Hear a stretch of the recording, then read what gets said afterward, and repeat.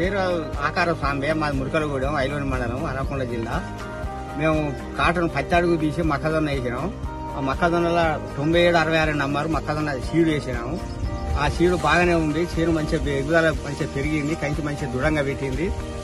4 నెలలు అయినా కూడా చేను ఎర్రబడిపోలేదు. ఆకులు పచ్చని ఉన్నాయి. పంట బాగానే వచ్చింది. అదే ఫీల్డ్లో ఒక వేరే రకం విత్తనం కొసల గింజలు బాగానే పెట్టింది. కొసదాకా కూడా బొడ్డెపోకుండా ఈ గింజలు బాగానే పెట్టింది. వేరే రకం విత్తనం వేసినాం. ఆ వేరే రకం విత్తనానికి రోగం వచ్చి కిటు రోగం వచ్చింది. అంత అడ్డం పడిపోయింది.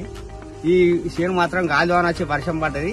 ఈ చేను మీద ఆ ఒక్క ఈ బయసీడు వరకు మాత్రం అసలు అడ్డం పడకుండా ఒక కర్ర ఉరగలేదు, వంగలేదు, ఈరగలేదు.